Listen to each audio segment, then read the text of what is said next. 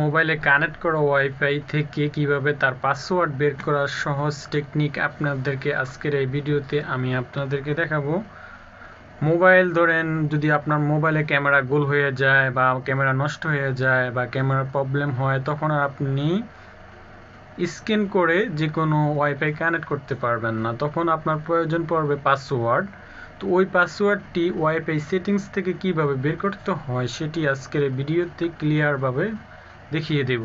আর আমাদের চ্যানেলটি যদি এখনও সাবস্ক্রাইব না করে থাকেন তাহলে আমাদের চ্যানেলটি সাবস্ক্রাইব করে পাশে থাকা বেল আইকনটি অন করে দিবেন। তো ভিডিওটি শুরু করা যাক মোবাইল স্ক্রিন থেকে।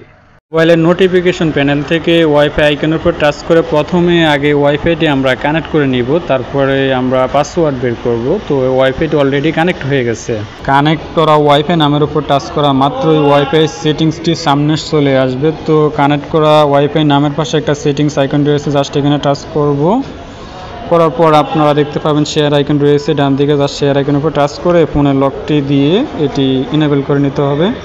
তো এবার শো করতেছে ওয়াইফাই স্ক্যানার এবং নিচে পাসওয়ার্ড। ক্যামেরা প্রবলেমের কারণে যদি ওয়াইফাই কানেক্ট না করা যায় তাহলে স্ক্যানারের নিচে একটি পাসওয়ার্ড দেওয়া থাকে, সেখান থেকে দেখে পাসওয়ার্ডটি দিয়ে দিলেই ওয়াইফাই অটোমেটিকলি কানেক্ট হয়ে যায়।